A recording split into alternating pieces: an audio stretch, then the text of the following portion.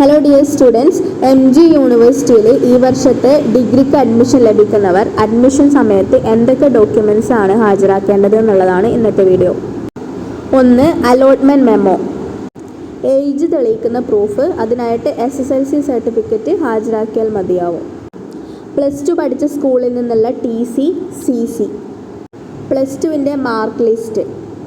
നിങ്ങൾ +2 പാസ്സായിട്ടുള്ളത് board of higher secondary education Kerala, BHSC Kerala, THSC Kerala, CBSE, CISE ഇതിലേതെങ്കിലും ഒന്നിൽ നിന്ന് അല്ല എന്നാണെങ്കിൽ എലിജിബിലിറ്റി സർട്ടിഫിക്കറ്റ്, മൈഗ്രേഷൻ സർട്ടിഫിക്കറ്റ് ആവശ്യമുള്ള കാറ്റഗറി ആണെങ്കിൽ അതും ആവശ്യമാണ്. SC ST കാറ്റഗറി ആണെങ്കിൽ കാസ്റ്റ് പ്രൂവ് ചെയ്യുന്ന സർട്ടിഫിക്കറ്റ്. SC BC കാറ്റഗറി ആണെങ്കിൽ നോൺ ക്രീമി ലെയർ സർട്ടിഫിക്കറ്റ്.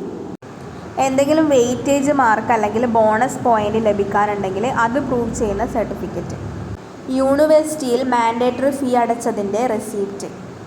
ഇത്രയും ഡോക്യുമെൻറ്റ്സ് ആണ് അഡ്മിഷൻ സമയത്ത് ഹാജരാക്കാനുള്ളത്. ഫസ്റ്റ് അലോട്ട്മെൻറ്റിൽ ഫസ്റ്റ് ഓപ്ഷൻ ലഭിക്കുകയാണെങ്കിൽ നിങ്ങൾ പെർമനൻ്റ് അഡ്മിഷൻ എടുക്കേണ്ടതാണ്.